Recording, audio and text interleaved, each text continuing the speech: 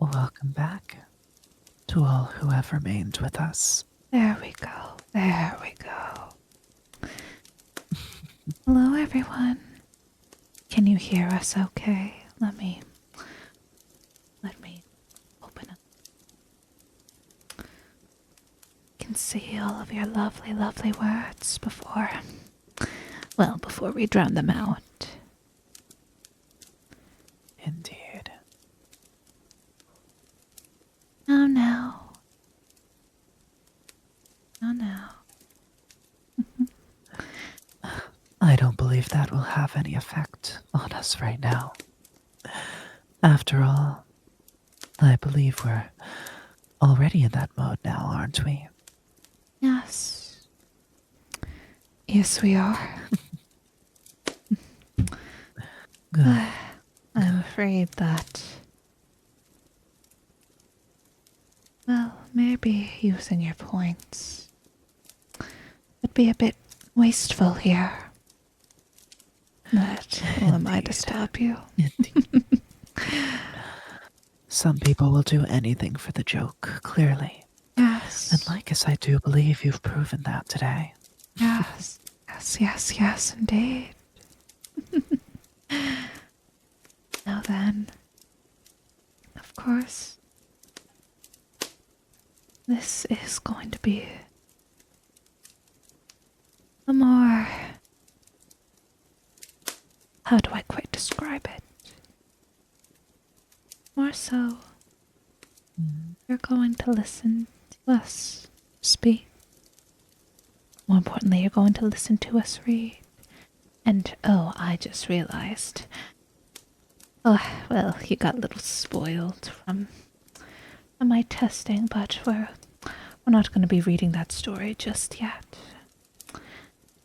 The time will come, just not immediately.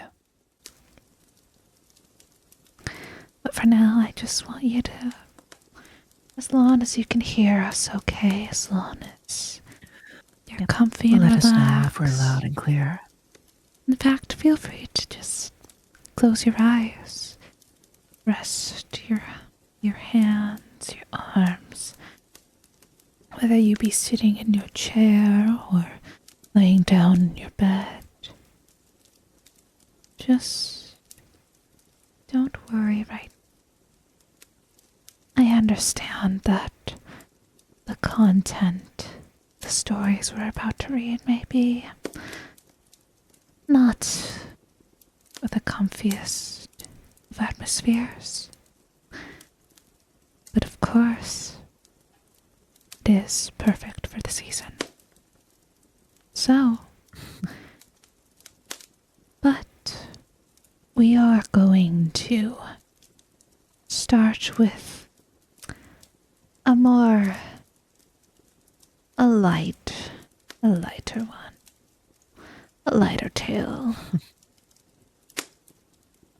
Of course, do not expect that the rest of these stories will be just as light, because they won't. So,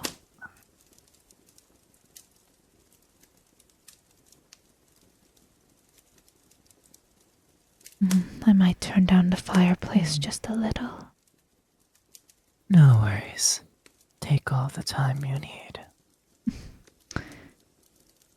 I think having a fireplace while listening to stories is the perfect atmosphere, don't you think? And usually, scary stories like these are usually told by a campfire or maybe somewhere very, very deep in the woods. But alas, a simple fire in a fireplace can do as much. So, with that aside, we're going to begin reading. And our first tale will be that of Hansel and Gretel. Ugh, I always misspell her name. There we go. My apologies. Told by the Brothers Grimm.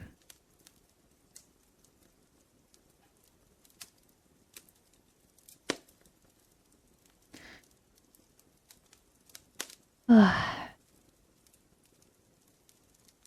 Can't get it. Stand still. Well, that's fine. That's perfectly. No worries. No worries. Now then, Winter and I are going to take turns reading this tale. I hope you're listening nice and closely for.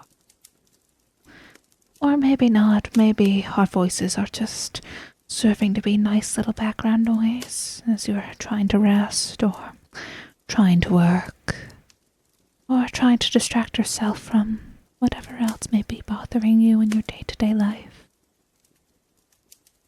But now it's just time to listen. It's time to relax. It's time to listen to some unsettling stories that, well, it might make it harder to relax, but I'd like you to try to relax.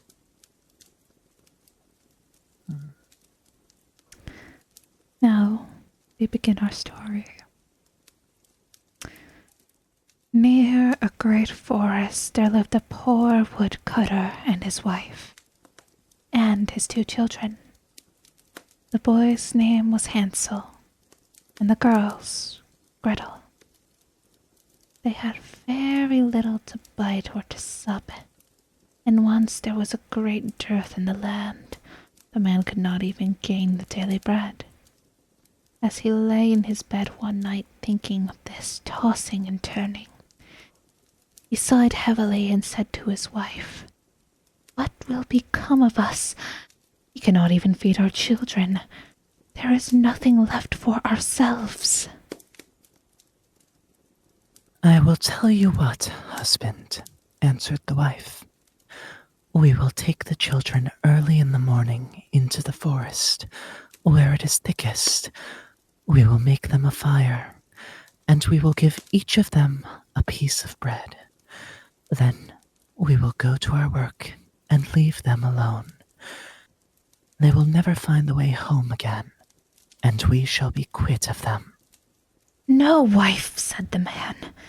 "I cannot do that.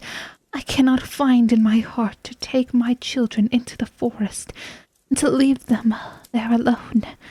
The wild animals would soon come and devour them." Oh, you fool, said she. Then we will all 4 starve.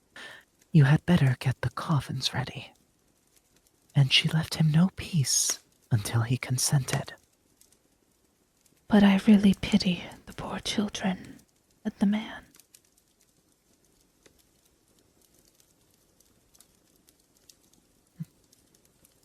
The 2 children had not been able to sleep for hunger, and had heard what their stepmother had said to their father.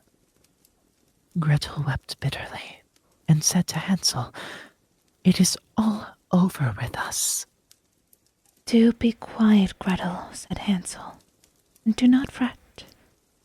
One will manage something." And when the parents had gone to sleep, he had got up, put on his little cloak, and the back door, and slipped out. The moon was shining brightly, and the white flints that lay in front of the house glistened like pieces of silver. Hansel swooped and filled the little pocket of his coat as full as it would hold. Then he went back again and said to Gretel, "Be easy, dear little sister, and go to sleep quietly. God will not forsake us." And laid himself down in his bed.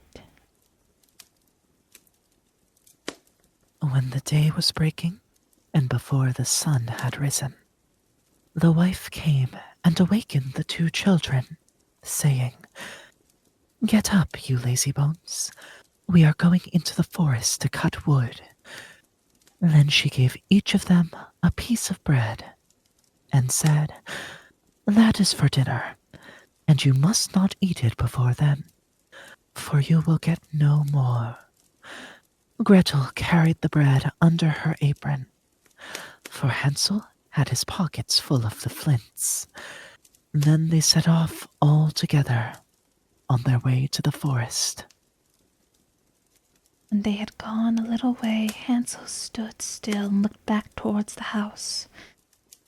And he did this again and again until his father said to him, Hansel, what are you looking at? Take care not to forget your legs.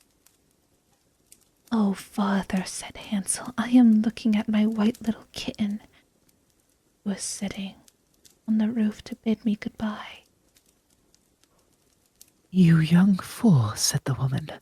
That is not your kitten, but the sunshine on the chimney pot. Of course, Hansel had not been looking at his kitten, but had been taking every now and then a flint from his pocket and dropping it on the road. When they reached the middle of the forest, the father told the children to collect wood to make a fire to keep them warm. And Hansel and Gretel gathered brushwood enough for a little mountain, and it was set on fire. And when the flame was burning quite high, the wife said, Now lie down by the fire and rest yourselves, you children, and we will go and cut wood, and when we are ready, we will come and fetch you. So Hansel and Gretel sat by the fire, and at noon they each ate their pieces of bread. They thought their father was good all the time. They seemed to hear strokes of the axe, but it really was only a dry branch hanging to a withered tree. The wind moved to and fro. When they had stayed there a long time, their eyelids closed with weariness. They fell fast asleep. When at last they woke, it was night, and Gretel began to cry and said, How shall we ever get out of this wood? But Hansel comforted her, saying, Wait a little while longer, until the moon rises. Then we can easily find the way home. And when the full moon got up, Hansel took his little sister by the hand, and followed the way where the flint stones shone like silver, and showed them the road. They walked on the whole night through, and at the break of day they came to their father's house. They knocked at the door, and when the wife opened it and saw that it was Hansel and Gretel, she said, You naughty children, why did you sleep so long in the wood? We thought you were never coming home again. But the father was glad, for it had gone to his heart to leave them both in the woods alone. Not very long after that, there was again great scarcity in those parts, and the children heard their mother say at night in bed to their father, Everything is finished up. We have only half a loaf, and after that the tale comes to an end. The children must be off. We will take them farther into the wood this time, so they shall not be able to find the way back again. There is no other way to manage. The man felt sad at heart, and he thought it would be better to share one's last morsel with one's children. The wife would listen to nothing he said, scolded and reproached him. He said, He who says A must say B too. And when a man has given in once, he has to do it a second time. But the children were not asleep, and had heard all the talk. When the parents had gone to sleep, Hansel got up to go out and get more flint stones, as he did before, but the wife had locked the door, and Hansel could not get out. But he comforted his little sister and said, Don't cry, Gretel, and go to sleep quietly, and God will help us. Early the next morning, the wife came and pulled the children out of bed. She gave them each a little piece of bread less than before. And on the way to the wood, Hansel crumbled the bread in his pocket and often stopped to throw a crumb on the ground. Hansel, what are you stopping behind and staring for? Said the father. I am looking at my little pigeon sitting on the roof to say goodbye to me, answered Hansel. You fool, said the wife. That is no pigeon, but the morning sun shining on the chimney pots. Hansel went on as before, and strewed breadcrumbs all along the road. The women led the children far into the wood, where they had never been before in all their lives. And again there was a large fire made, and the mother said, Sit still there, you children, and when you are tired you can go to sleep. We are going into the forest to cut wood, and in the evening, when we are ready to go home, we will come and fetch you.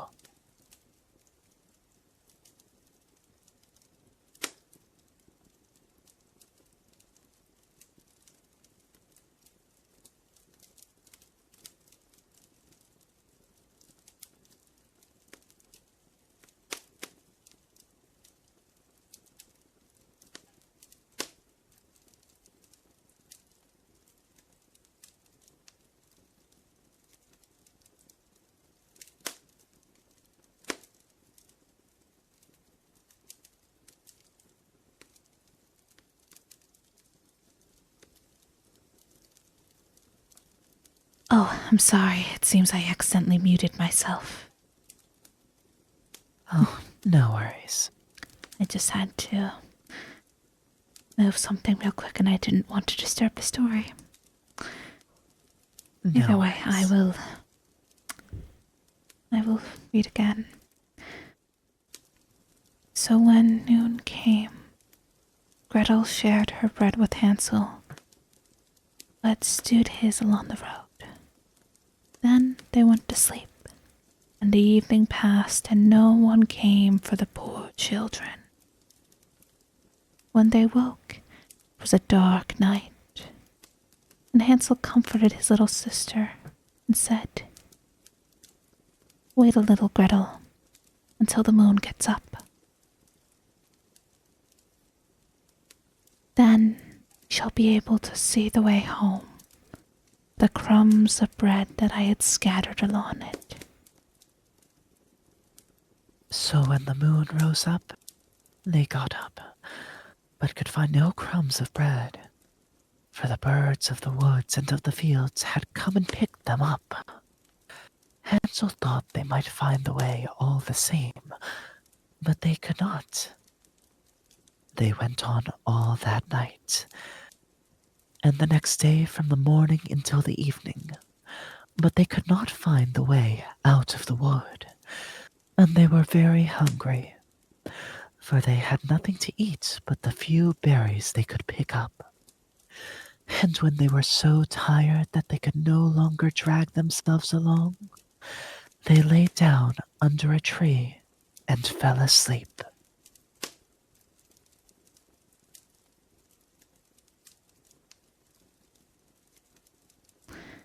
Now, it was now the third morning since they had left their father's house.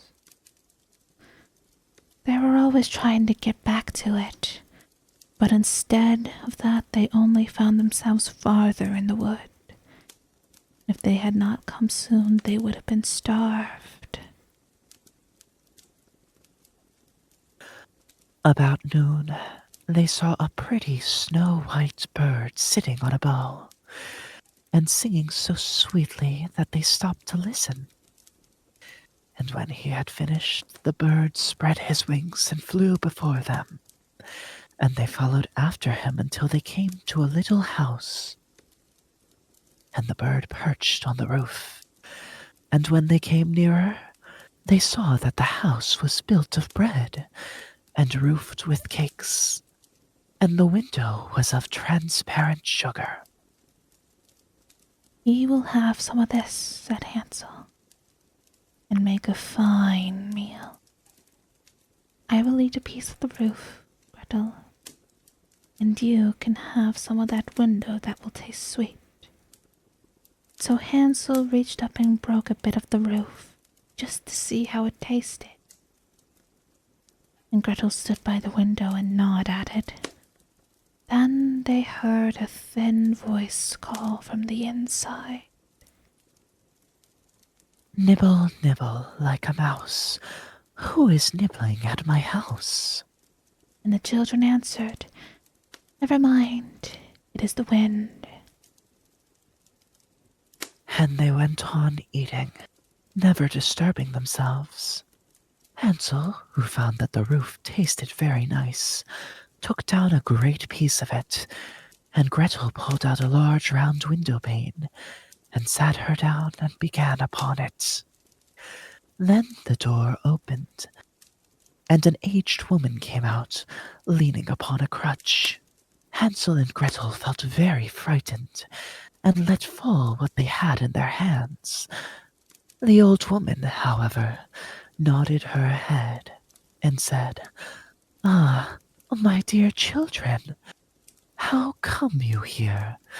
You must come indoors and stay with me. You will be no trouble." So she took them each by the hand and led them into her little house. And there they found a good meal laid out of milk and pancakes with sugar, apples, and nuts. After that, she showed them 2 little white beds, and Hansel and Gretel laid themselves down on them, and they thought they were in heaven. The old woman, although her behavior was so kind, was a wicked witch who lay in wait for children and had built the little house on purpose to entice them. They were once inside. She used to kill them, cook them, and eat them. And it was a feast day with her. The witch's eyes were red, and she could not see very far, but she had a keen scent like the beasts, and knew very well when human creatures were near. When she knew that Hansel and Gretel were coming, she gave a spiteful laugh, and said triumphantly, "I have them, and they shall not escape me." Early in the morning, before the children were awake, she got up to look at them. If they lay so sleeping and so peacefully with round rosy cheeks, she said to herself, "What a fine feast I shall have." Then she grasped Hansel with her withered hand, and led him into a little stable, and shut him up behind a grating, and call and scream as he might. It was no good. Then she went back to Gretel, and shook her, crying, "Get up, lazy bones, fetch water, and cook something nice for your brother. He is outside in the stable, and must be fattened up. And when he is fat enough, I will eat him." Gretel began to weep bitterly, but it was of no use. She had to do what the wicked witch bade her. And so the best kind of victuals was cooked for poor Hansel while Gretel got nothing but crab shells. Each morning the old woman visited the little stable and cried, Hansel, stretch out your finger, that I may tell you if you will soon be fat enough. Hansel, however, used to hold out a little bone, and the old woman, who had weak eyes, could not see what it was, supposing it had to be Hansel's finger, and wondered why, wondered very much why, that it was not getting fatter. And 4 weeks had passed, and Hansel remained seemingly so thin. She lost patience and could wait no longer. Now then, Gretel, cried she to the little girl, be quick and draw water. Be Hansel fat or be he lean? Tomorrow I must kill and cook him. Oh, what grief for the poor little sister to fetch water. How the tears flowed down over her cheeks. Dear God, pray help us, cried she. If we had been devoured by wild beasts in the wood, at least we should have died together. Spare me your lamentations, said the old woman. They are of no avail. Early next morning, Gretel had to get up, make the fire, and fill the kettle. First, we will do the baking, said the old woman. I have heated the oven already, and kneaded the dough. She pushed poor Gretel towards the oven, of which the flames were already shining. Creep in, said the witch, and see if it is properly hot, so that the bread may be baked. And Gretel once in, she meant to shut the door upon her and let her be baked, and then she would have eaten her. But Gretel perceived her intention, and said, I don't know how to do it. How shall I get in? Stupid goose, said the old woman. The opening is big enough, do you see? I could get in myself. And she stooped down and put her head in the oven's mouth. Then Gretel gave her a push, so that she went in farther, and she shut the iron door upon her and put up the bar. Oh, how frightfully she howled. But Gretel ran away and left the wicked witch to burn miserably. Gretel went straight to Hansel, opened the stable door, and cried, Hansel, we are free! The old witch is dead. Then out flew Hansel like a bird from its cage as the door opened. How rejoiced they both were, how they fell on each other's necks, how they danced about and kissed each other. And as they had nothing more to fear and went over all the old witch's house, every corner there stood chests of pearls and precious stones. This is better than the flintstones. This is something better than flintstones, said Hansel, as he filled his pockets, and Gretel, also thinking that she would like to carry something home with her, filled her apron full. Now away we go, said Gretel. We can get out of the witch's wood. When they had journeyed a few hours, they came to a great piece of water. You can never get across this, said Hansel. See no stepping stones and no bridge. And there is no boat either, said Gretel. But here comes a white duck. If I ask her, she will help us over. So she cried, Duck, duck, here we stand, Hansel and Gretel on the land. Stepping stones and bridge we lack. Carry us over on your nice white back. And the duck came accordingly, and Hansel got upon her and told his sister to come too.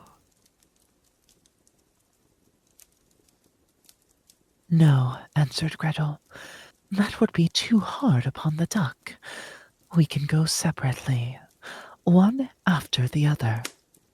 And that was how it was managed. And after that they went on happily until they came to the wood, and the way grew more and more familiar, till at last they saw in the distance their father's house. Then they ran till they came up to it, rushed in at the door, and fell on their father's neck. The man had not had a quiet hour since he left his children in the wood, but the wife was dead. And when Gretel opened her apron of pearls and precious stones scattered over the room, Hansel took one handful after the other out of his pocket. Then was all care at the end. They lived in great joy together. My tale is done. There runs a mouse, and whoever catches it may make himself a big fur cap out of it.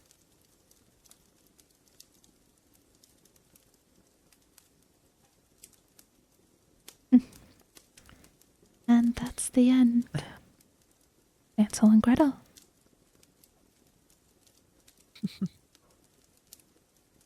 Now, wasn't that a nice story? Bit dark, but it had a happy end, right? Indeed. Well, I hate to break it to you, but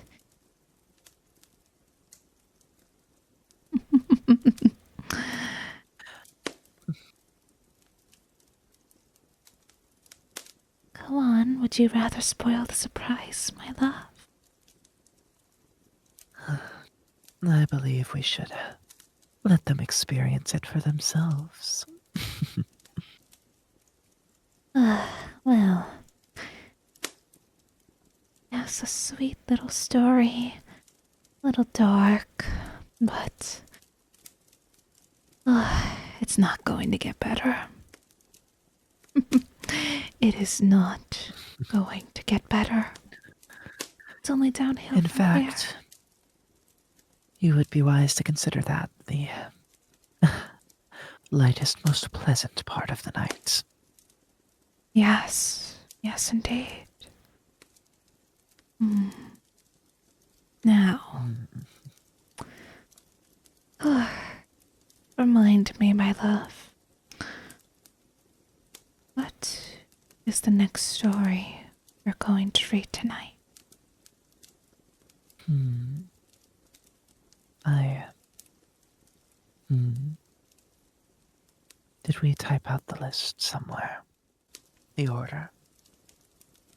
I'm not sure we have, but worst comes to worst, we can just improvise. I mean, we Indeed. have the selection here. It's okay if it's a bit out of order. Of course. So, Well then, my love, where do you believe the best course of action would lead us?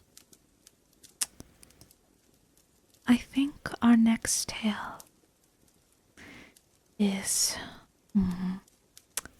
this one. The Mask for Death. All right. The Edgar Allan book.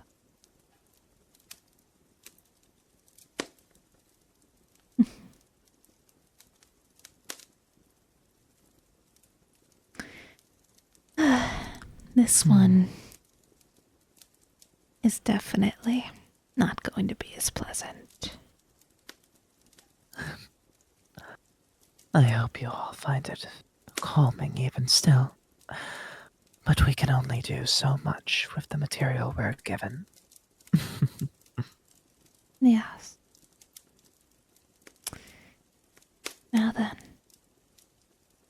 let us begin our next story.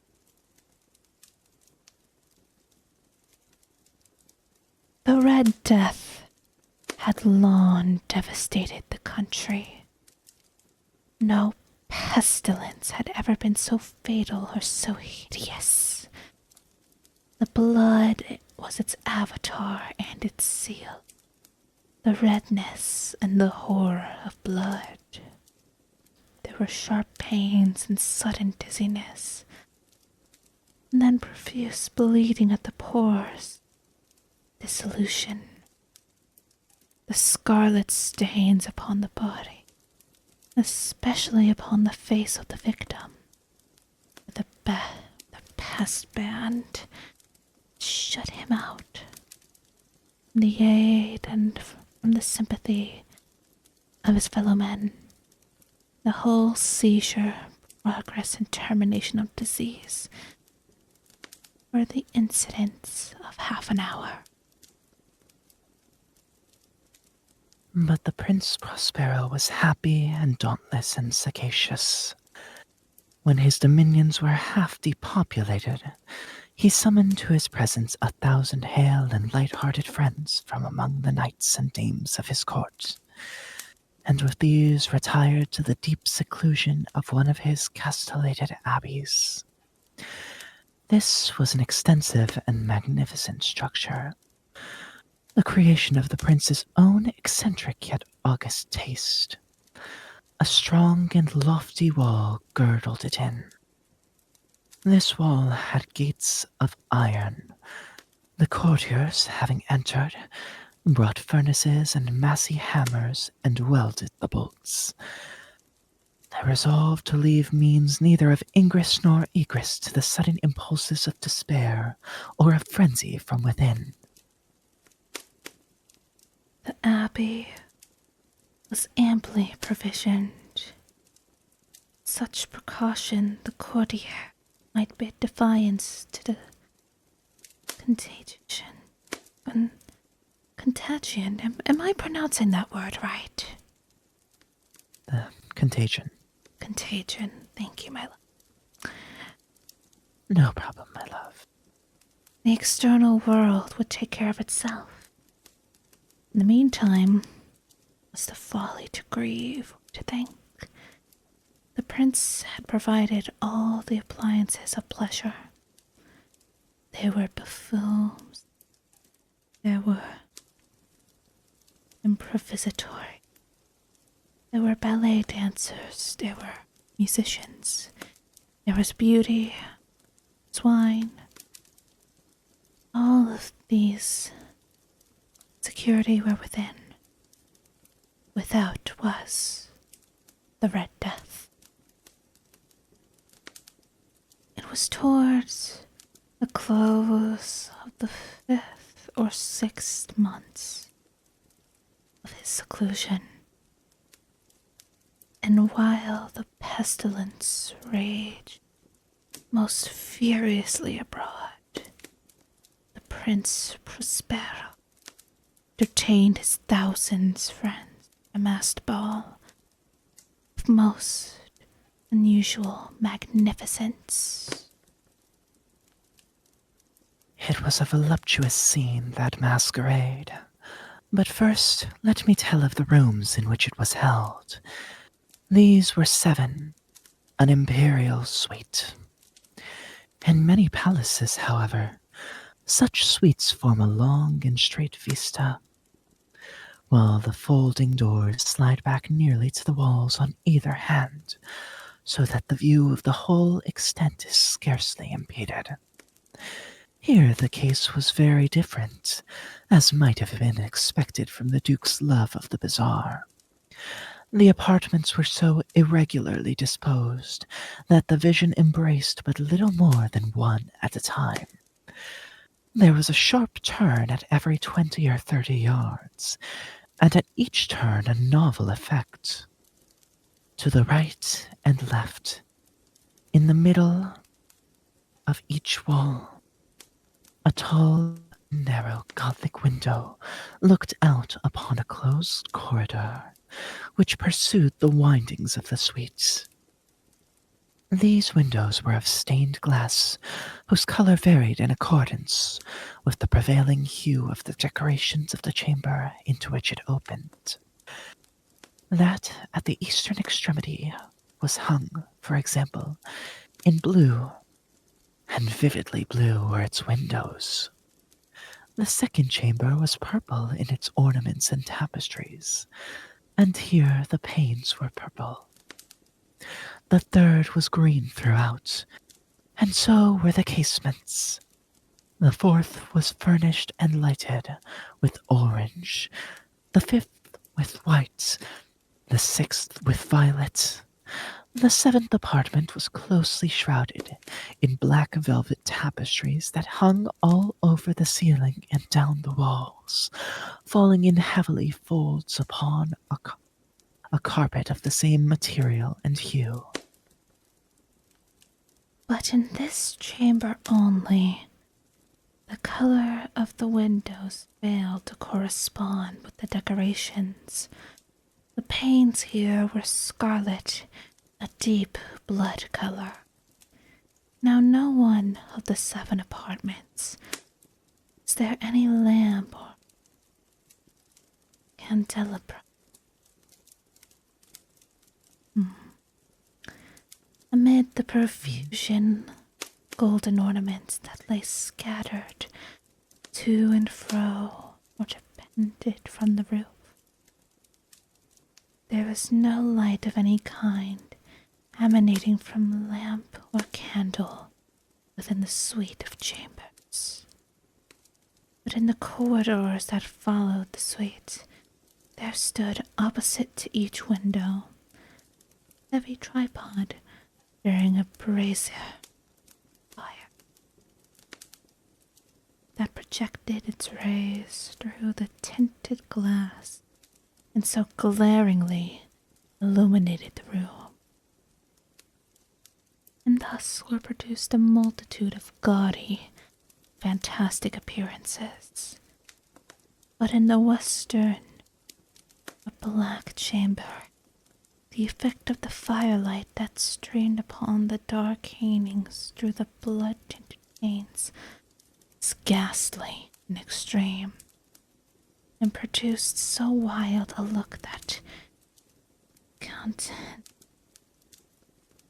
countenances of those who entered,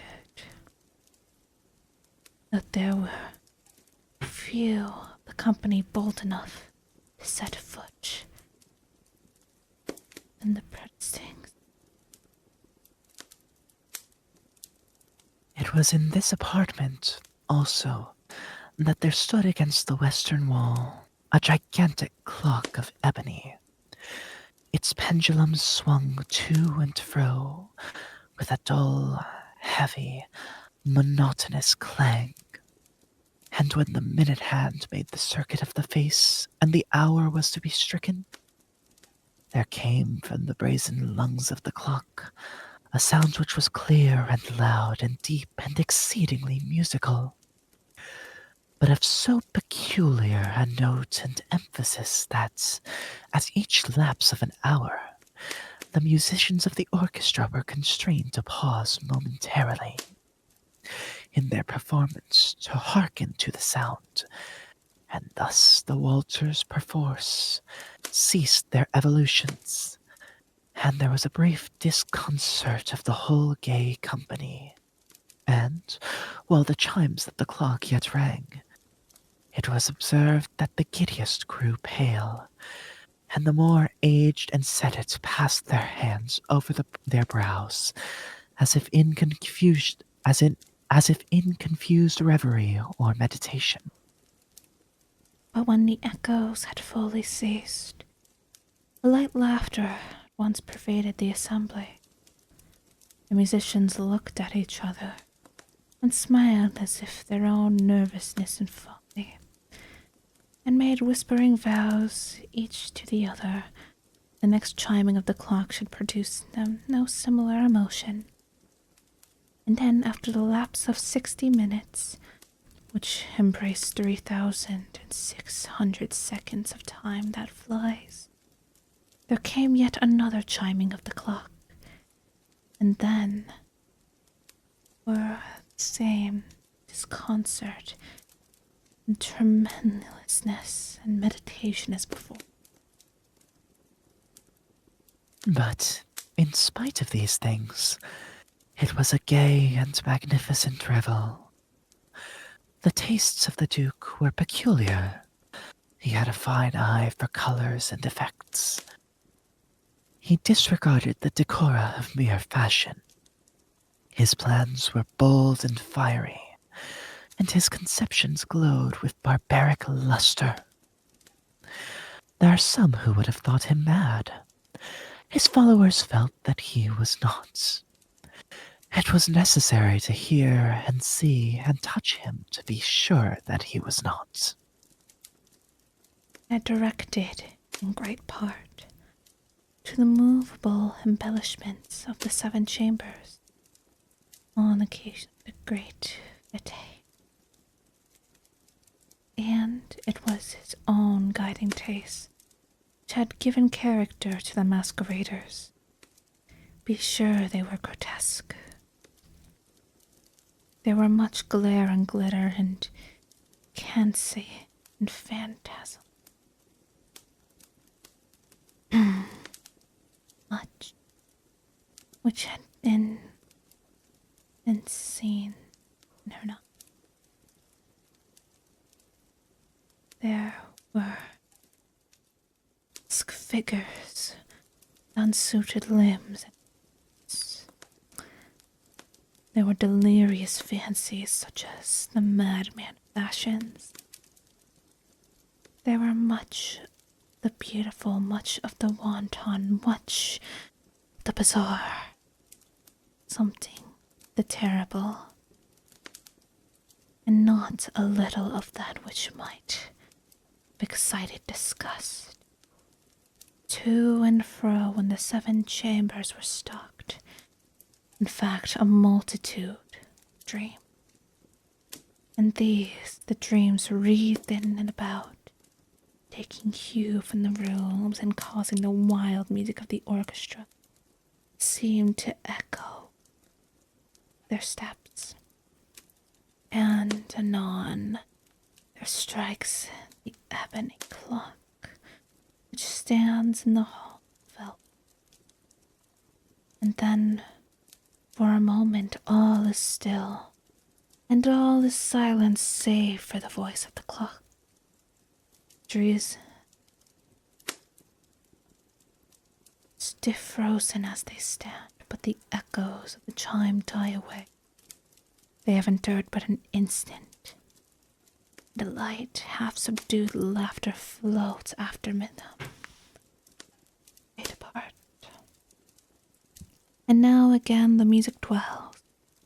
The dreams live and wreathe to and fro more merrily than ever, taking hue from the many-tinted windows, through which stream rays tributes.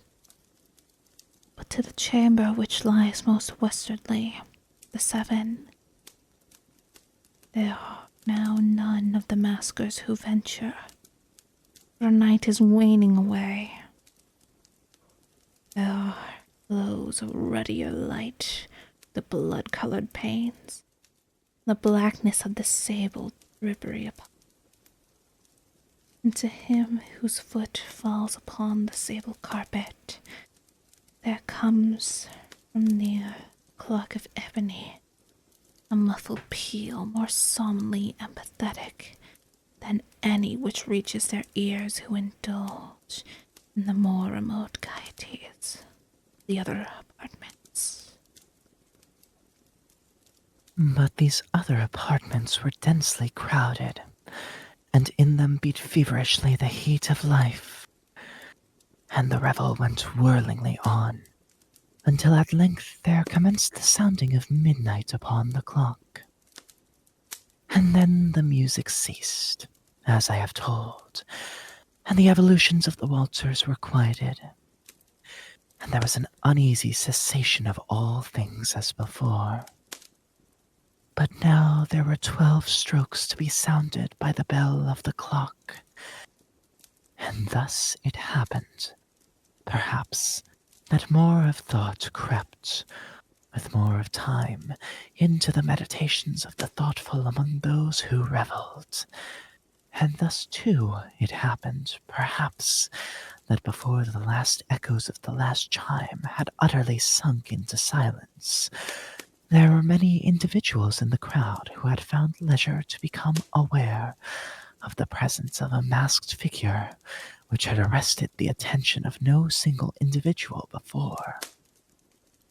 And the rumor of this new presence having spread itself whisperingly around, there arose at length from the whole company a buzz or murmur expressive of disapprobation and surprise. Then, finally, of terror, of horror, and of disgust. In an assembly of phantasms such as I have painted, it may well be supposed that no ordinary appearance could have excited such sensation. In truth, the masquerade license of the night was nearly unlimited. But the figure in question, without arid, and gone beyond the bounds of even princes' indefinite decorum. There are chords in the hearts of the most reckless, which cannot be touched without emotion, and with the utterly lost, to whom life and death are equally jests, though are matters of which no jest can be made. The whole company, indeed, seemed now to deep that in the costume and bearing of the stranger neither wit nor property existed. The figure was tall and gaunt, and shrouded from head to foot in the habiliments of the grave. The mask which concealed the visage was made so nearly to resemble the countenance of a stiffened corpse that the closest scrutiny must have had difficulty in detecting the cheat. And yet all this might have been endured, if not approved, by the mad revellers around.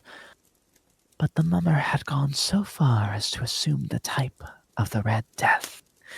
His vesture was dabbled in blood, and his broad brow, with all the features of the face, was besprinkled with the scarlet horror.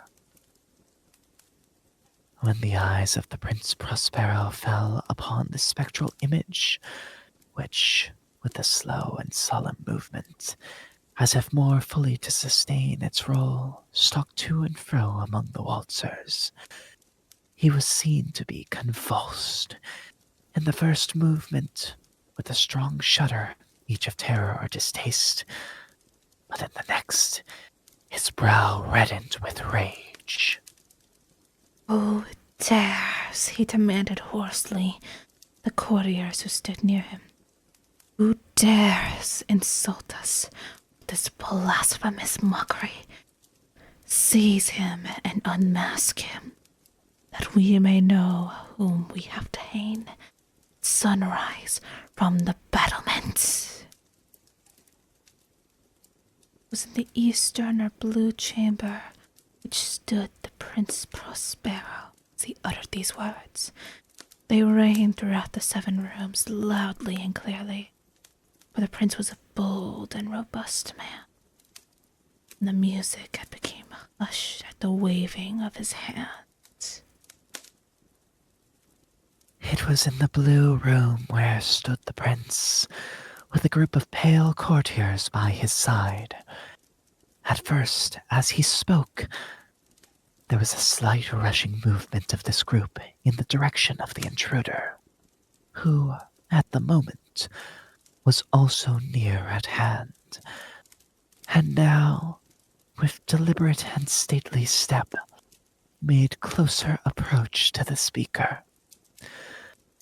But from a certain nameless awe with which the mad assumptions of the mummer had inspired the whole party, there were found none who put forth hand to seize him, so that unimpeded he passed within a yard of the prince's person, and while the vast assembly, as with one impulse, shrank from the centers of the rooms to the walls, he made his way uninterruptedly, but with the same solemn and measured step which had distinguished him from the first, through the blue chamber to the purple, through the purple to the green, through the green to the orange, through this again to the white, and even thence to the violet, ere at a decided movement had been made to arrest him. It was then, however, the Prince Prospero, maddening with rage, and the shame of his own momentary cowardice, rushed hurriedly through the 6 chambers, while none followed him on account of a deadly terror that had seized on all. He bore aloft a drawn dagger, and had approached in rapid suicide to within 3 or 4 feet of the retreating figure, and the latter, having attained the extremity of the velvet apartment, turned suddenly and confronted his pursuer. There was a sharp cry, and the dagger dropped gleaming from the sable carpet, on which, instantly afterward, fell prostrate in death Prince Prospero. Then, summoning the wild courage of despair, the throng of revelers at once threw themselves into the black apartment, and seizing the murmur, tall figure stood erect and motionless within the shadow of the ebony clock. Gasp in unutterable horror at finding the grave cerements and corpse-like mask they handled, though so violent or ruthless, unattended by any tangible form. And now was acknowledged the presence of the Red Death. He had come like a thief in the night, and one by one dropped the revelers in the blood-bedewed halls of their revel, and died each in the despairing posture of his fall.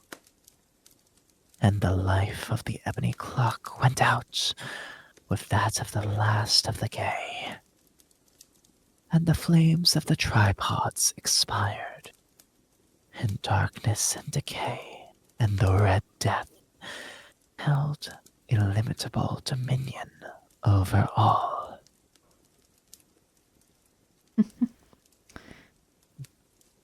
So concludes our second story of tonight.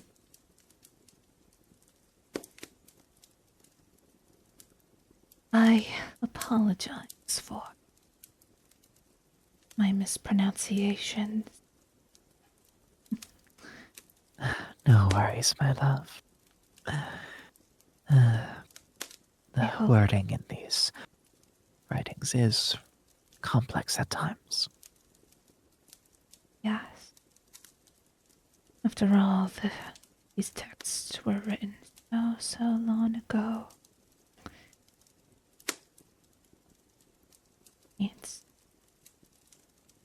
girl.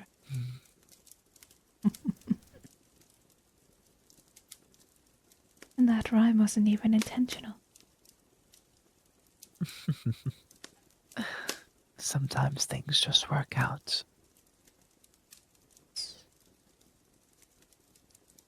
Now, we are approaching the third, which I believe... Indeed. What's that, my love? Oh, I simply said, indeed, in response. This story is one I will be reading alone. This It's another tale by Edgar Allan Poe. A tale of which we have discussed before. This is the tale, the tale.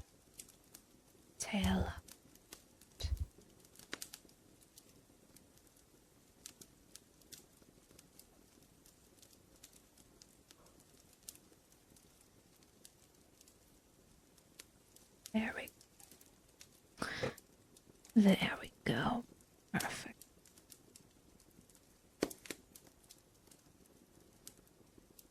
Now then, I will be reading this.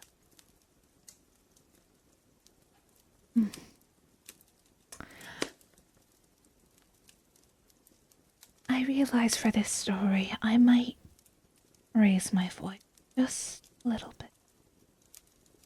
Just a little. No worries. But until then,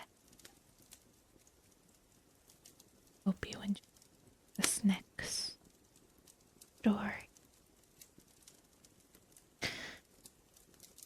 True, nervous. Very, very dreadfully nervous I had been, and am. But why will you say that I am mad?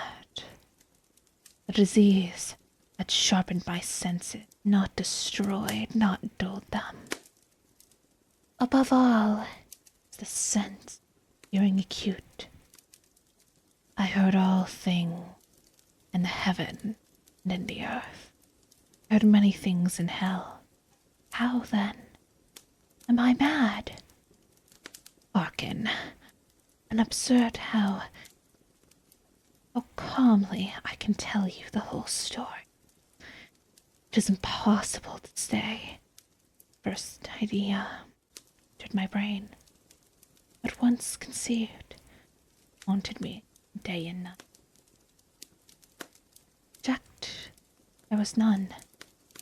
Passion there was none. I loved the old man. He had never wronged me. He had never given me insult. For his gold I had no desire. I think it was his eye. Yes, it was this. For one of his eyes resembled that of a vulture. A pale blue eye with a film over it. Whenever it fell upon me, my blood ran cold. And so, by degrees, very gradually, I made up my mind to take the life of the old man, and thus rid myself of the eye forever.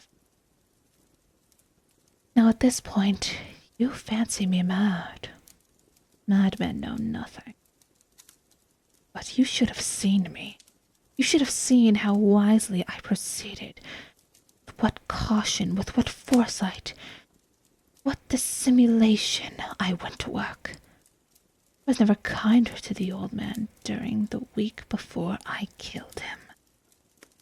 And every night, about midnight, I turned the latch of his door and opened it, oh, so gently. And then, when I had made an opening sufficient for my head, put in a dark lantern, all closed, so no light shone out.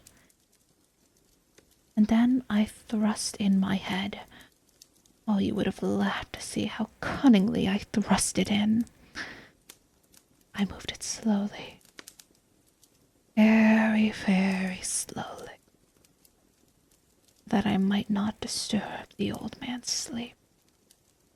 It took me an hour to place my whole head within the opening so far that I could see him as he lay upon his head. Oh, would a madman have been so wise as this? And then when my head was well within the room, I undid the lantern cautiously. Oh, so cautiously. Cautiously. For the hinges creaked. I undid it just so much that a single ray held the vulture eye. And this I did for 7 long nights, every night just at midnight. But I always found the eye closed, and it was impossible to do the work. For it was not the old man who vexed me, but his evil eye. And every morning when the day broke, I went boldly to the chamber and spoke courageously to him, calling him by name in a hearty tone, inquiring how he had passed the night. So you see, he would have been a very profound old man indeed. Suspect that every night at 12 I looked in upon him while he slept. On the 8th night, I was more usually cautious in opening the door. A watch's minute hand moves more quickly than did mine.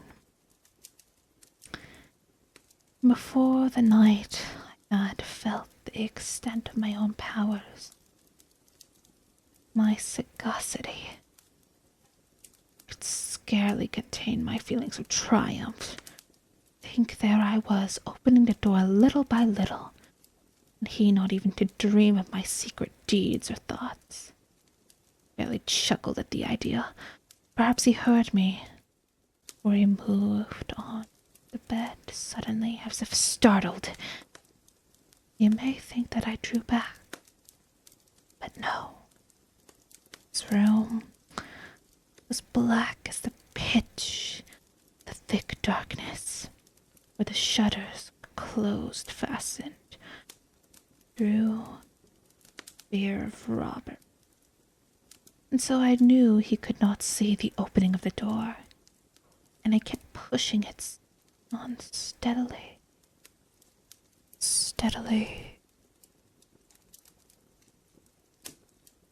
I had my head in and was about to open the lantern when my thumb slipped upon the tin fastening, and the old man sprang up from his bed, crying out, "Who's there?" I kept quiet still and said nothing. For a whole hour I did not move a muscle. In the meantime, I did not hear him lie down. He was still sitting up in the bed listening, just as I have done night after night, hearkening to death watches in the... Suddenly I heard a slight groan, and I knew it was a groan of mortal terror. It was not a groan of pain or of grief. Oh, no. It was the low, stifled sound that arises from the bottom of the soul when overcharged with awe. I knew the sound well. Many a night just at midnight, when all the world slept, it had welled up from my own bosom, deepening within its dreadful echo the terrors that had distracted me. I say I knew it well. I knew what the old man felt and pitied him, although I chuckled at heart. I knew that he had been lying awake ever since the first slight noise, and when he had turned in bed, fears had been ever growing since. He had been trying to fancy them causeless, but could not. He had been saying to himself, "It is nothing but the wind in the chimney. It is only a mouse crossing the floor, or it is merely a cricket. Made a single.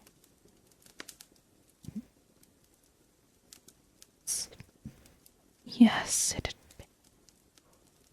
Trying to comfort himself with these positions. But he had found them all in vain because death, in approaching him, had stalked with his black shadow before him, enveloped the victim. And it was the mournful influence of the shadow that caused him to fear, although he neither saw nor heard, to feel the presence of my head within the room. When I had waited a long time, very patiently, without hearing him lie down, I resolved to open a little, a very, very little concave in the lantern. So I opened it. Not imagine how stealthily, until at length, a single dim ray, like a thread of a spider, was shot out from the clavicle, full upon the vulture eye. It was open, wide, wide open. I grew furious as I gazed upon it. I saw it with perfect distinctiveness. Dull blue with a hideous veil all over it that chilled the very marrow in my bones. I could see nothing else of the old man's face, for I had directed the ray, as if by instinct, precisely upon the damned spot. And now, I told you that what you may mistake for madness is but an over-acuteness of senses. Now, I say, comes to my ears a low, dull, quick sound, such a watch makes when enveloped in cotton. I knew that sound well, too. It was the beating of the old man's heart, and increased my fury, as the beating of the drum stimulates into the soldier of courage. But even yet, I remained and kept still. I scarcely breathed. I held the lantern motionless. I tried how steadily I could maintain the ray of the eye. Meantime, the hellish tattoo of the heart increased, grew quicker and louder of every instant. The old man's terror must have been extreme. Grew louder, I say, louder every moment. Do you mark me well? I have told you that nervousness, so I am. And now, the dread hour of the night, amid the dreadful silence of that old house, so strange a noise, this excited me to uncontrollable terror. And yet some minutes longer I refrained and stood still. The beating grew louder and louder. I thought the heart might burst, and a new anxiety seized me. Sound would be heard by a neighbor. The old man's hour had come. With a loud yell, I threw open the lantern and leapt into the room. He shrieked once. It's only. In an instant, I dragged him to the floor, pulled the heavy bed over him, and I smiled gaily to find the deed so far done. But for many minutes the heart beat on with a muffled sound. This, however, did not vex me. It would not be heard through the wall. At length, the old man was dead. I removed the bed and examined the corpse. It was stone dead. I placed my hand upon the heart and held it there for many minutes. There was no pulsation. It was stone dead. His eye would trouble me no more. If you still think me mad, you will think so no longer when I describe the wise precautions I took for the concealment of the body. The night waned and I worked hastily, but in silence. First, I dismembered the corpse.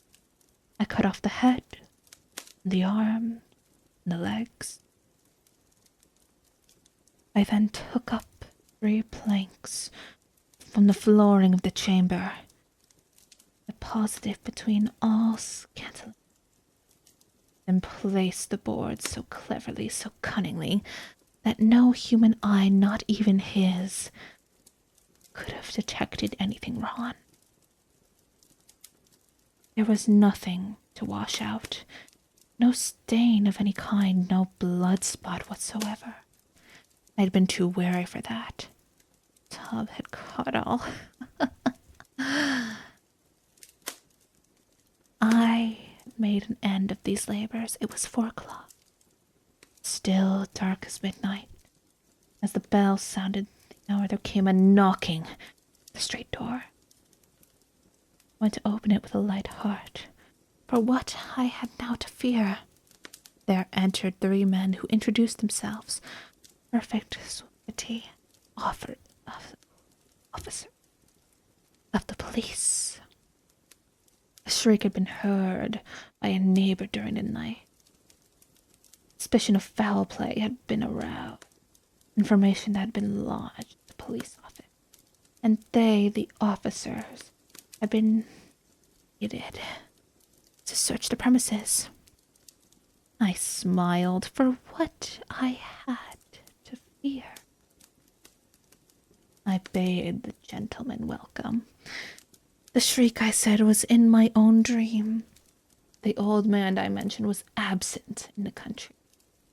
Took my visitors all over the house. I bade them search well. I led them at length to his chamber. I showed them his treasures secured, undisturbed. In the enthusiasm of my confidence, I brought chairs into the room and desired them there to rest from their fatigues while I myself, in the wild of audacity, my perfect triumph, placed my own seat upon the very spot beneath which reposed the corpse of the victim. The officers were satisfied. My manner had convinced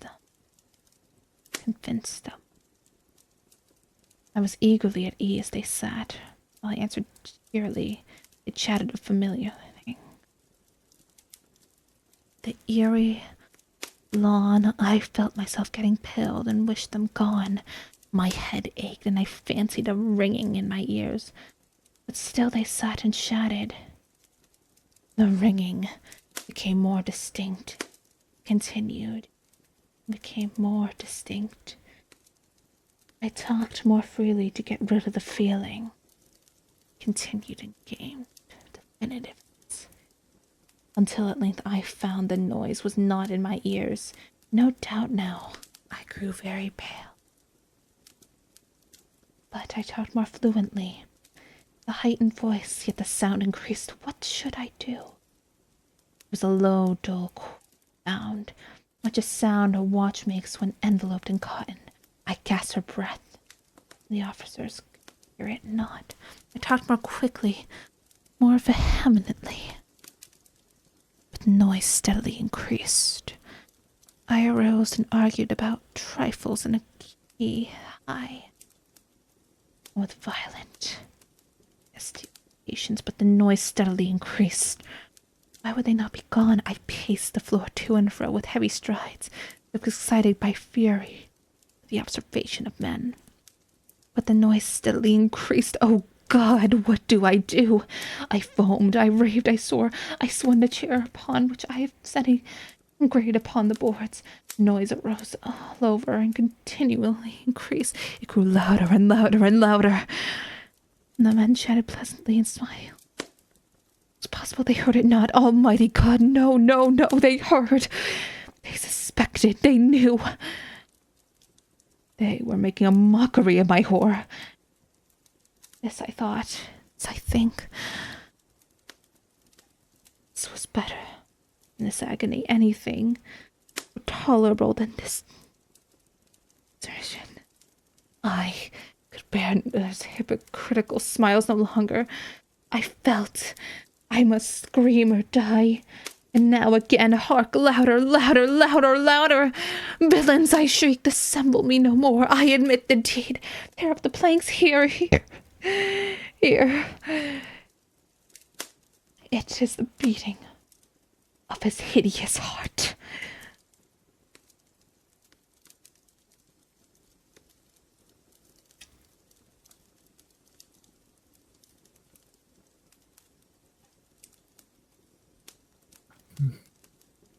Wonderful job, my love. Oh, Are you doing all right? yes, I am doing well. Ooh.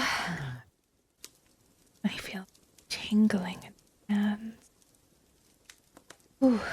Please take care of yourself however you need to. to hydrate real quick.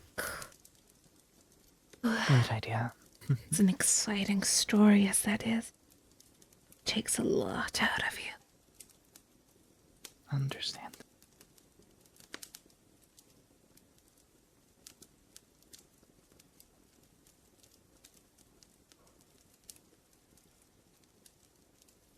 Now then. We now have our second to last story tonight. This, which will be read by both of us. The tale of Hop Rock. Once again by Edgar Allan Poe. Perhaps you see a bit of a theme going on.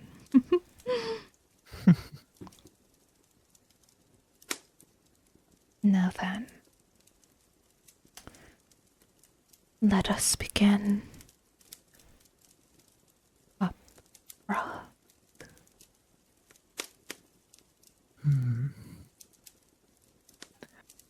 I never knew anyone so keenly alive to a joke as the king was.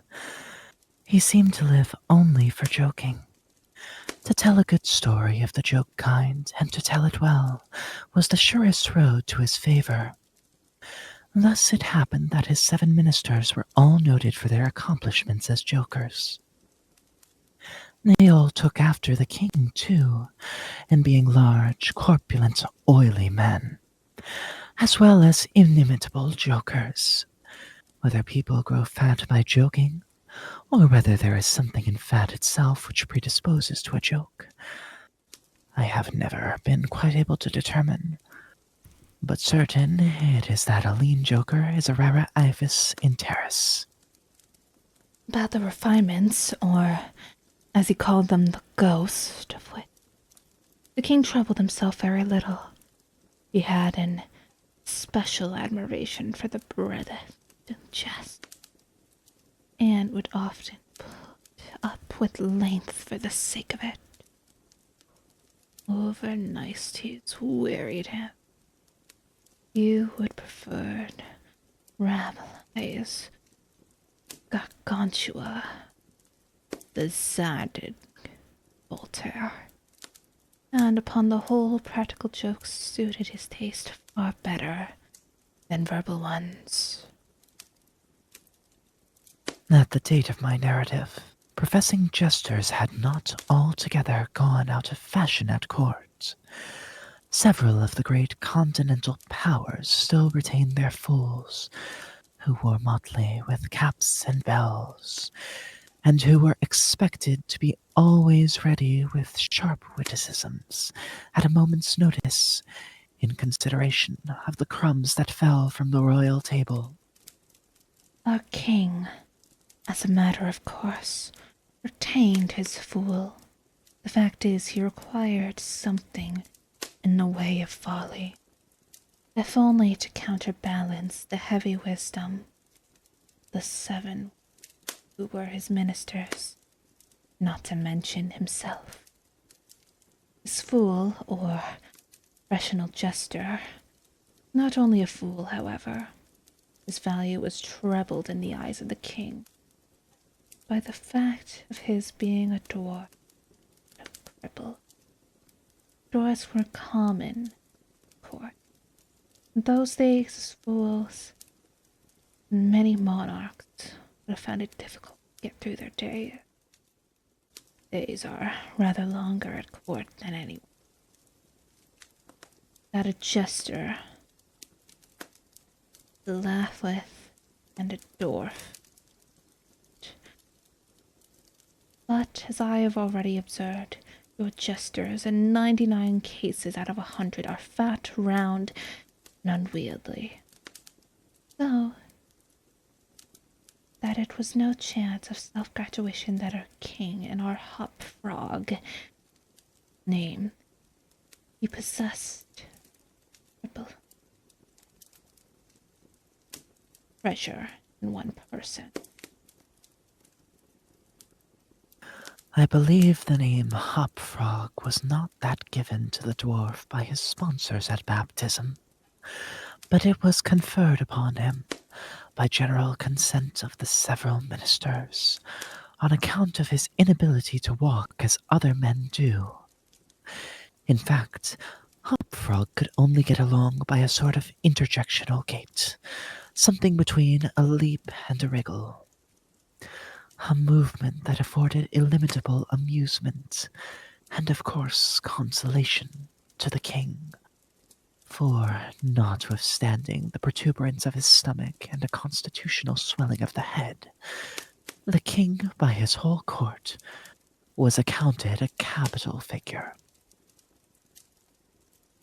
But although Hopfrog, through the distortion of his legs, could only move with great pain and difficulty along a road or floor, through the prodigious muscular power which nature seemed to bestow on his arm by way of compensation for deficiency in the lower limbs, enabled him to perform many feats of wonderful dexterity, where trees or ropes were in question, or anything else to climb. And such exercises certainly much more resembled a squirrel or a small monkey than a frog. I am not able to say with precision from what country Hop Frog originally came. It was from some barbarous region, however, that no person ever heard of. A vast distance from the court of our king, Hop Frog and a young girl very little less dwarfish than himself, although of exquisite proportions and a marvelous dancer, had been forcibly carried off from their respective homes in adjoining provinces, and sent as presents to the king by one of his ever victorious generals. Under these circumstances, it is not to be wondered that close intimacy arose between the two little captives. Indeed, they soon became sworn friends. Upfrog, who, although he had made a great deal of sport, was by no means popular. Had it not been in his power to render Hedda many services, she, on account of her grace and exquisite beauty, though a dwarf, universally admired and petted, she possessed so much influence, never failed to use it, whenever she could, for the benefit of Hopfrog.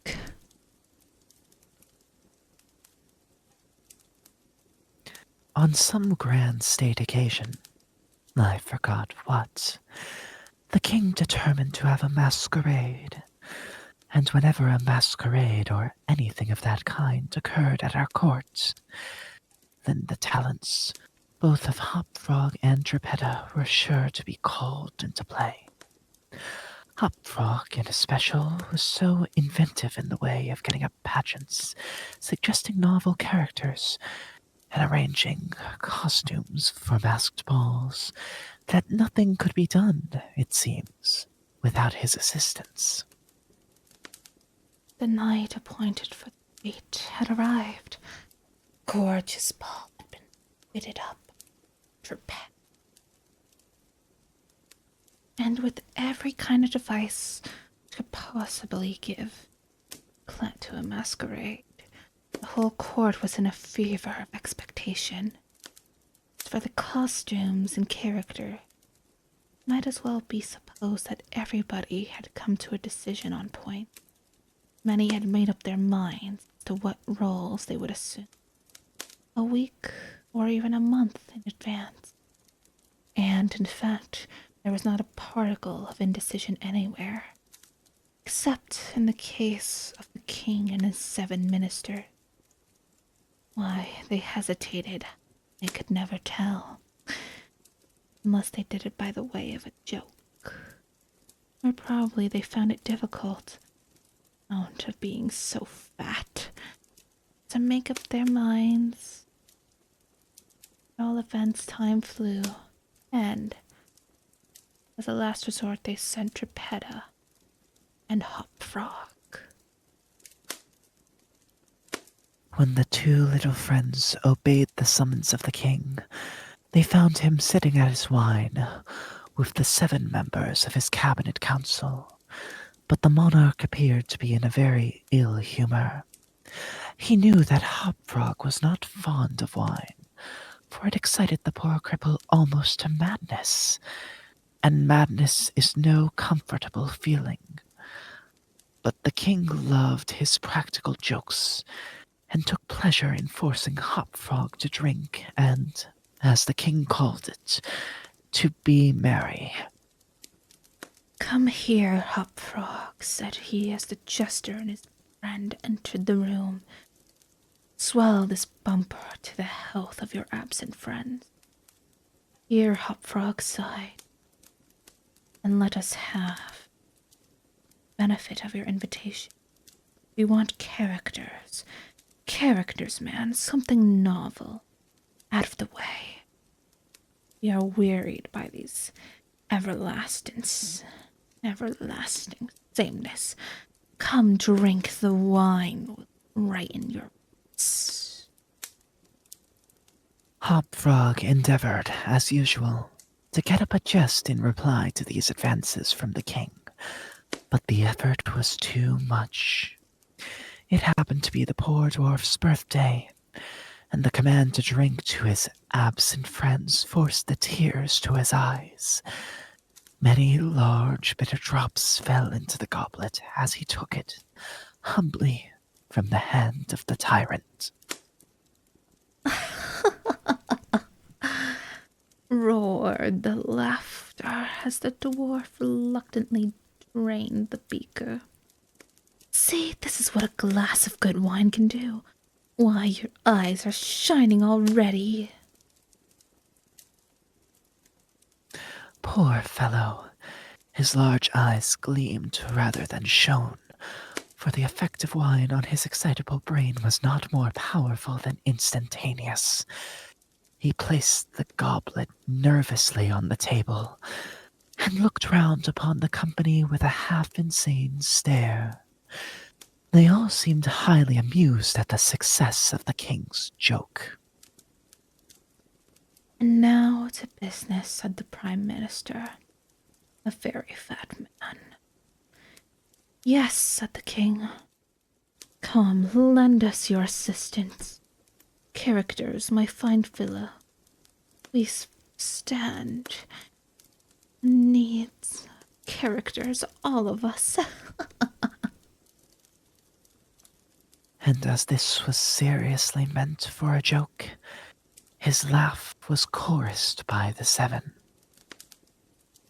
Hop Frog also laughed, although feebly and somewhat vacantly.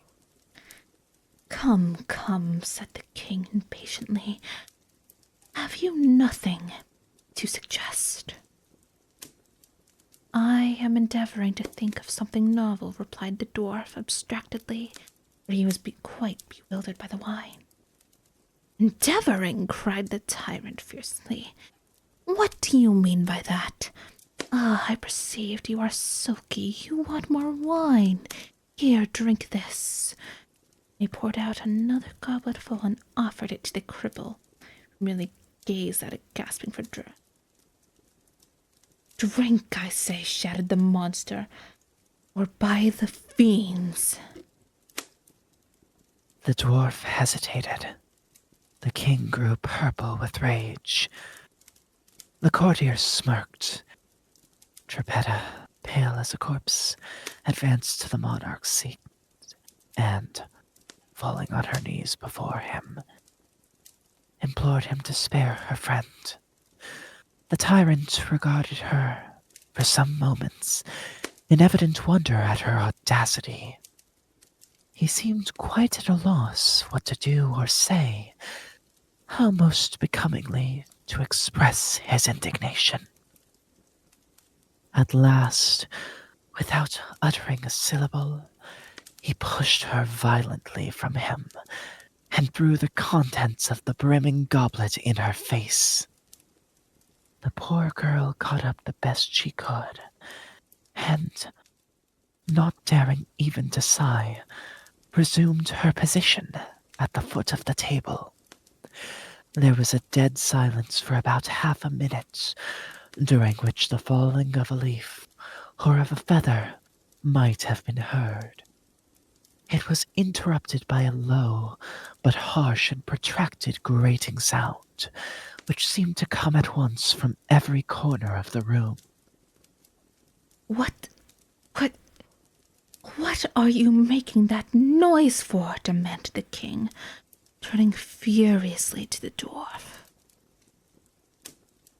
The latter seemed to have recovered, in great measure, from his intoxication, and looking fixedly but quietly into the tyrant's face, merely ejaculated, I,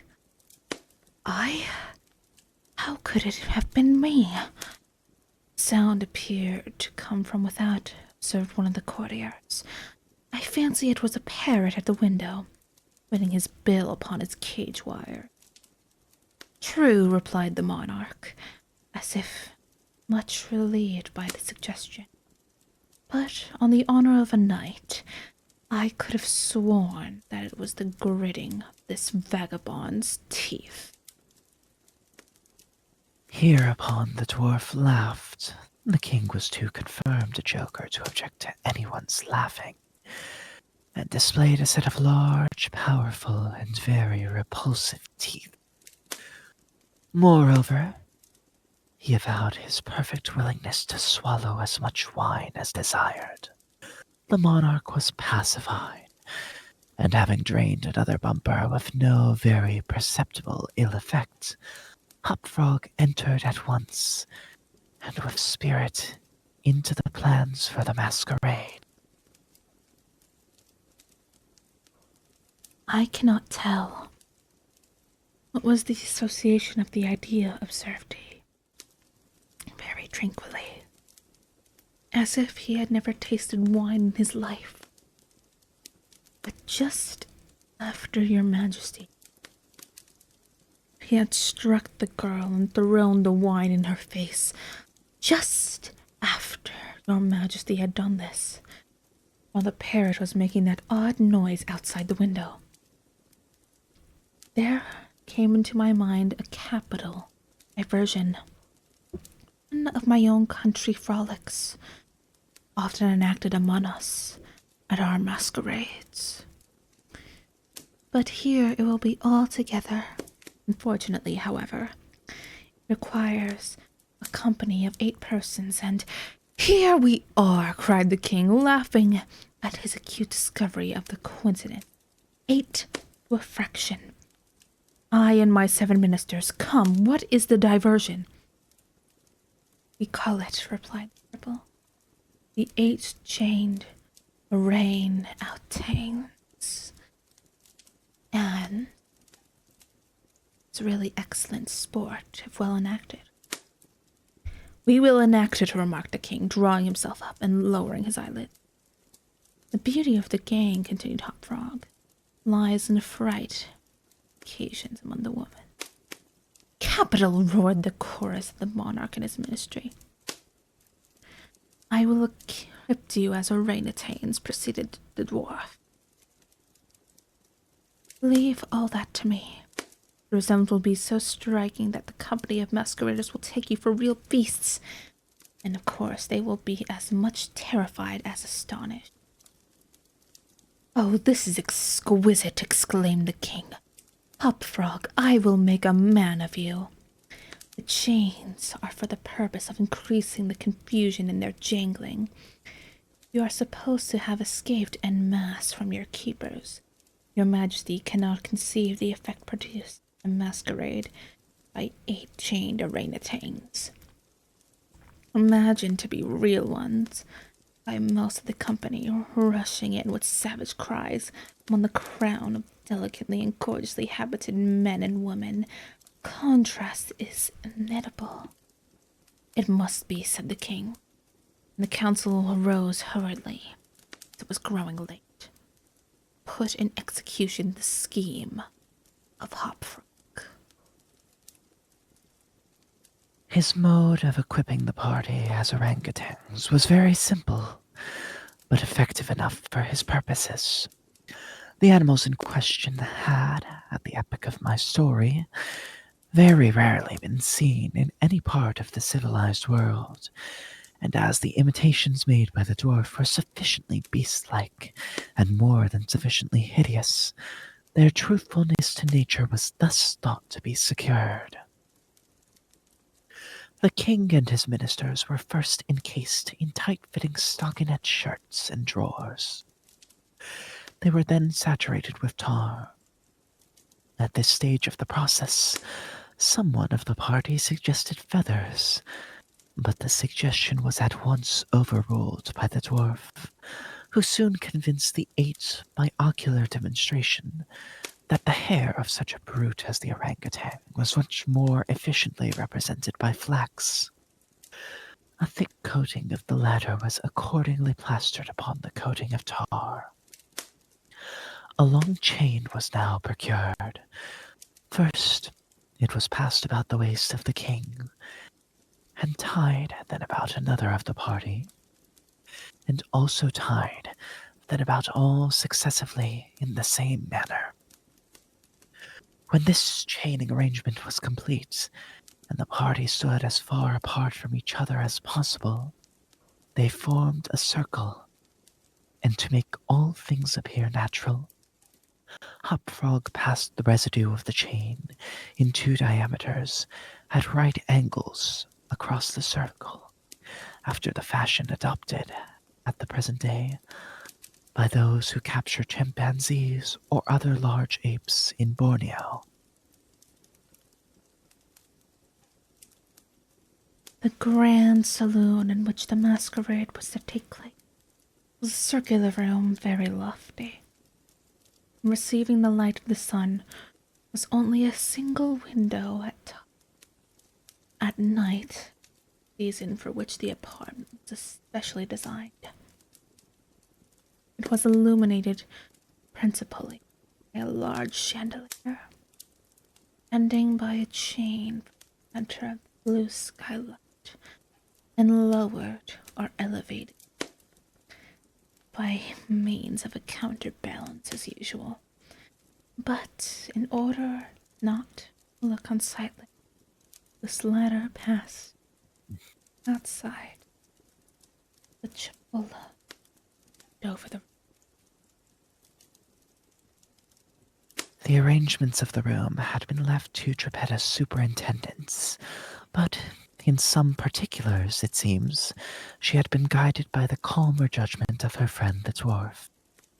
At his suggestion it was that, on this occasion, the chandelier was removed. Its waxen drippings, which, in weather so warm it was quite impossible to prevent, would have been seriously detrimental to the rich dresses of the guests, who, on account of the crowded state of the saloon, could not all be expected to keep from out its center, that is to say, from under the chandelier. Additional sconces were set in various parts of the hall, out of the war, and a flambeau, emitting sweet odor, was placed in the right hand of the caryatides that stood against the wall, some 50 or 60 altogether. The 8 orangutans, taking Hopfrog's advice, waited patiently until midnight, when the room was thoroughly filled with masqueraders, or making their appearance. No sooner did the clock cease striking, however, than they rushed, or rather rolled in together. For the impotence of their chains caused most of the party to, and all to stumble as they entered. The excitement among the masqueraders was prodigious, and filled the heart of the king with glee. As had been anticipated, There were not a few of the guests who supposed the ferocious-looking creatures to be beasts of some kind in reality, if not precisely orangutans. Many of the women swooned with the fright, and had not the king taken the precaution to exclude all weapons from the saloon, his party might soon have expiated their frolic in their blood. As it was, a general rush was made for the doors, but the king had ordered them to be locked immediately upon his entrance, and, at the dwarf's suggestion, the keys had been deposited with him. Well, the tumult was at its height, and each masquerader attentive only to his safety. Or, in fact, there was much real danger from the pressure of the excited crowd. The chain which hung by which been drawn up on its removal might have seemed very gradually to ascend until its hooked extremity came within 3 feet of the floor. Soon after this, the king and his 7 friends, having reeled about the hall in all directions, found themselves at length in its center, and of course in immediate contact with the chain. While they were thus situated, the dwarf who had followed noiselessly at their heels, inciting them to keep up the commotion, took hold of their own chain at the intersection of the 2 portions, which crossed the circle diametrically and at right angles. Here, with the rapidity of thought, he inserted the hook from which the chandelier had been wont to depend, and in an instant, by some unseen agency, the chandelier chain was drawn so far upward as to take the hook out of reach, and, as an inevitable consequence, to drag the orangutans together in close connection and face to face. The masqueraders by this time had recovered in some measure from their alarm, and, beginning to regard the whole matter as a well-contrived pleasantry, set up a loud shout of laughter at the predicament of the apes. "Leave them to me now," screamed Hot Frog, shrill voice making himself easily heard through all the din. "Leave them to me. I fancy I know them. If I can get a good look at them, I can soon tell who they are." Here, scrambling over the heads of the crowd, he managed to get to the wall, when, seizing a flambeau from one of the erudites, he returned. He went to the center of the room, leaping with the agility of a monkey on the king's head, and thence clambered a few feet the chain, holding down the torch to examine the group of orangutans, and still screaming, "I shall soon find out who they are." And now, while the whole assembly, the apes included, were convulsed with laughter, the jester suddenly uttered a shrill whistle, when the chain flew violently up for about 30 feet, dragging with it the dismayed and struggling orangutans, and leaving them suspended in midair between the skylight and the floor. Hop Frog, clinging to the chain as it rose, still maintained his relative position in respect to the 8 maskers, and still, as if nothing were the matter, continued to thrust his torch down toward them, as though endeavoring to discover who they were. So thoroughly astonished was the whole company at this ascent that a dead silence of about a minute's duration ensued. It was broken by just such a low, harsh, grating sound as had before attracted the attention of the king and his counselors when the former threw the wine in the face of Geppetto. But on the present occasion, there could be no question as to whence the sound issued. It came from the fang-like teeth of the dwarf, who ground them and gnashed them as he foamed at the mouth and glared with an expression of maniacal rage into the upturned countenances of the king and his 7 companions. Said at length the infuriated jester. I begin to see who these people are now. Here, pretending to scrutinize the king more closely. Add to the flambeau flaxen coat which enveloped him, which instantly burst into a sheet of vivid flame. In less than half a minute, the whole 8 orangutans were blazing fiercely amid the shrieks. The multitude gazed at them, low, horror-stricken, and without the power to render them the slightest assistance.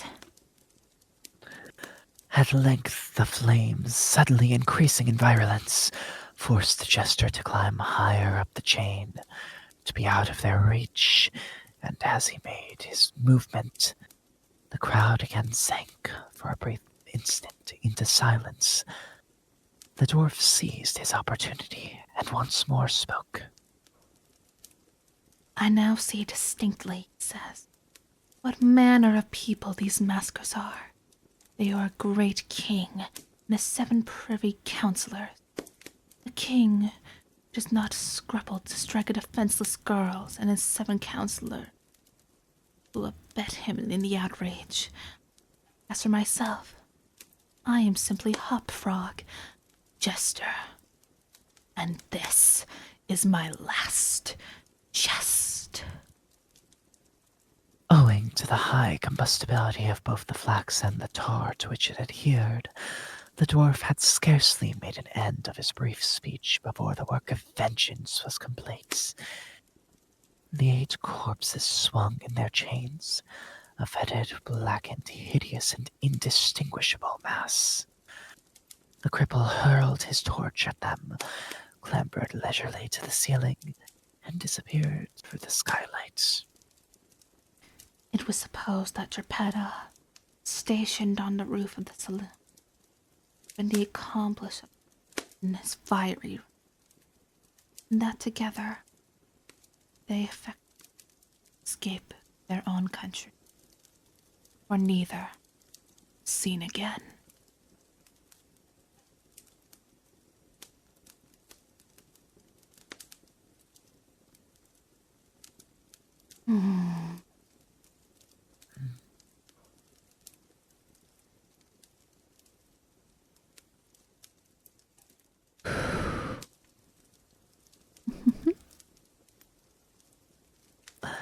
Are you doing all right, my love? Yes, yes. Are you? Good. I am. Excellent. Because, my love, you are going to read our last story for tonight. Indeed. Yes. We'll be finishing this night off with another classic by Edgar Allan Poe, one you may very well be familiar with. That being The Raven. Yes. Yes, the raven. Go ahead now. All right then. Begin our final story of tonight.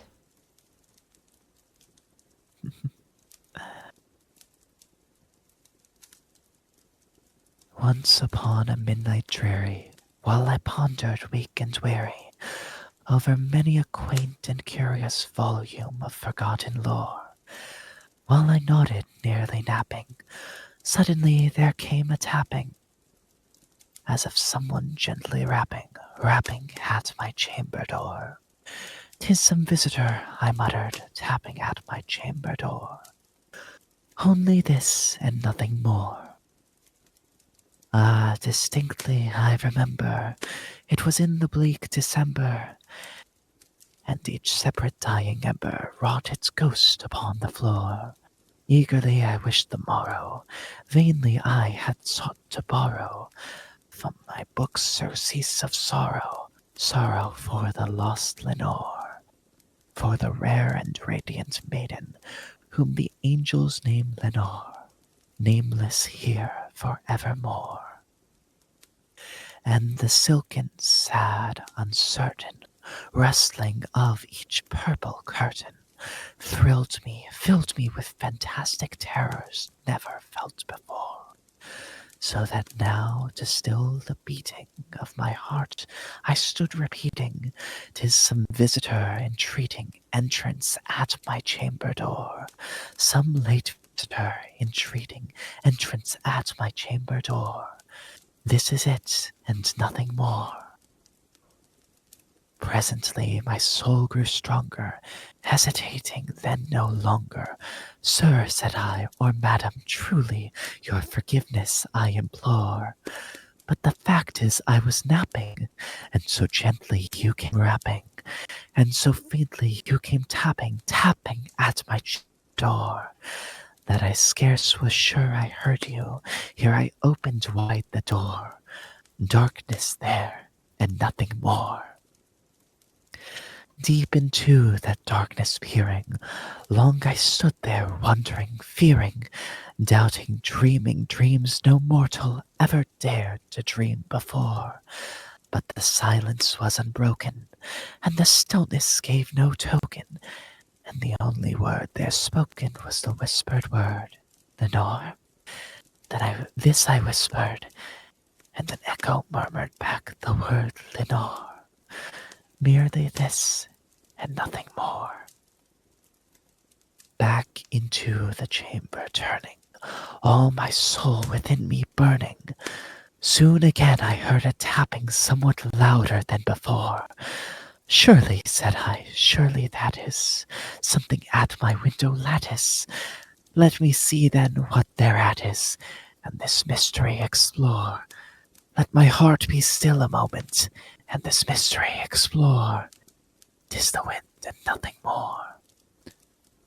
Open here I flung the shutter, when, with many a flirt and flutter, in there stepped a stately raven of the saintly days of yore. Not the least obeisance made he, not a minute stopped or stayed he, but with mien of lord or lady perched above my chamber door, perched upon a bust of Pallas just above my chamber door, perched and sat, and nothing more.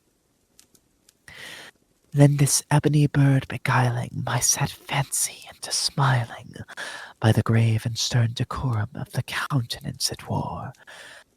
"Though thy crest be shorn and shaven, thou," I said, "art sure no craven, ghastly grim and ancient raven, wandering from the nightly shore.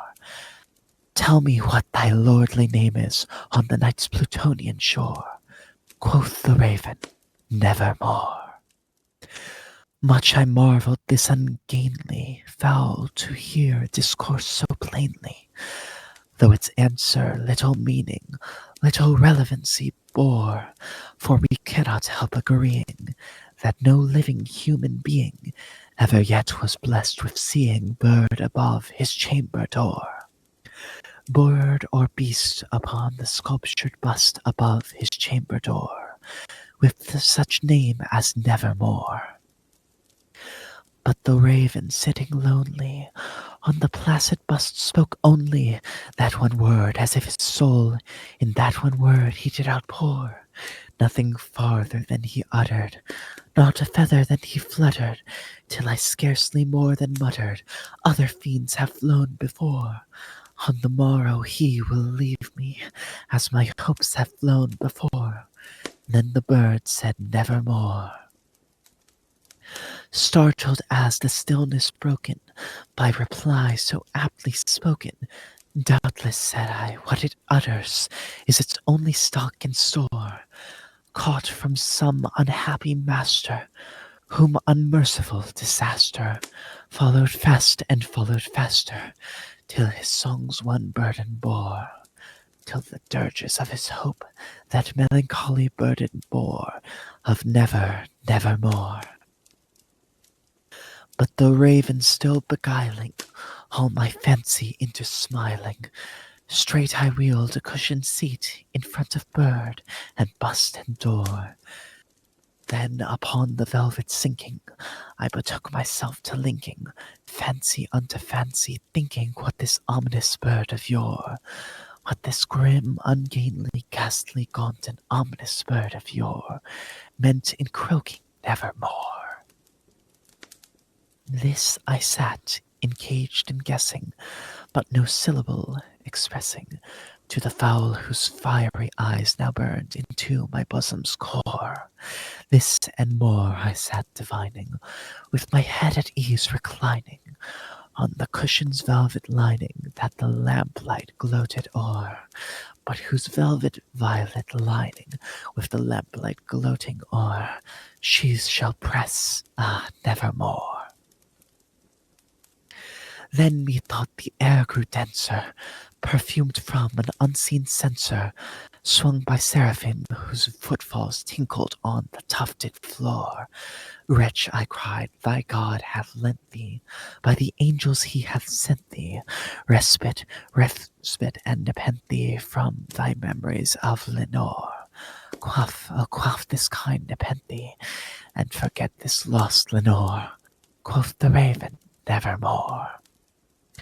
Prophet, said I, thing of evil, prophet still, if bird or devil, whether tempter sent, or whether tempest tossed thee here ashore. Desolate, yet all undaunted, on this desert land enchanted, on this home by horror haunted, tell me truly, I implore, is there balm in Gilead? Tell me, I implore. Quoth the raven, nevermore. Prophet, said I, thing of evil, prophet still, if bird or devil, by that heaven that bends above us, by that God we both adore, tell this soul with sorrow laden, if within the distant Aidenn it shall clasp a saint and maiden, whom the angels name Lenore. Clasp a rare and radiant maiden, whom the angels name Lenore. Quoth the raven, nevermore. Be that word our sign of parting, bird or fiend, I shrieked upstarting. Get thee back into the tempest, and the night's Plutonian shore. Leave no black plume as a token of that lie thy soul hath spoken. Leave my loneliness unbroken, quit the bust above my door. Take thy beak from out my heart, and take thy form from off my door. Quoth the raven, nevermore. And the raven, never flitting, still is sitting on the pallid bust of Pallas just above my chamber door. And his eyes have all the seeming of a demon's that is dreaming. And the lamplight o'er him streaming throws his shadow on the floor. And my soul from out that shadow that lies floating on the floor shall be lifted nevermore.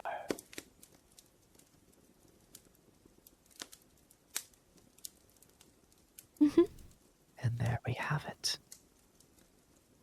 Our final story. Complete. I hope you are all feeling nice and relaxed. Hope you are feeling nice and wonderful. Even though subjects of these stories were not entirely pleasant.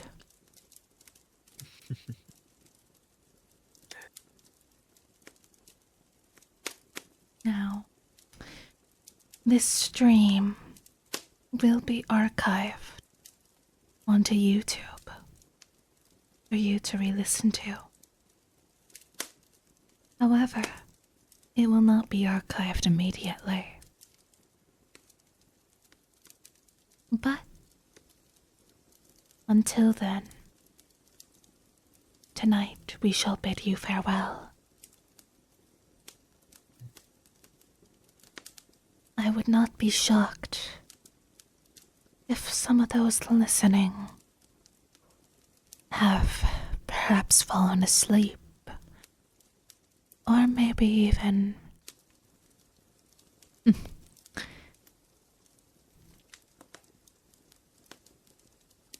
relaxing, maybe fallen into some sort of trance.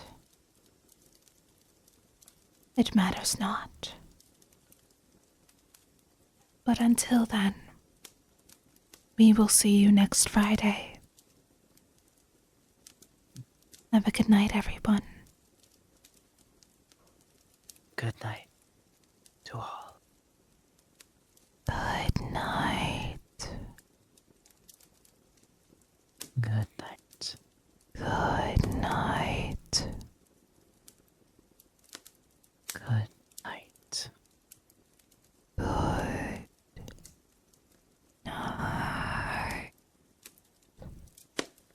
Good night. Good night.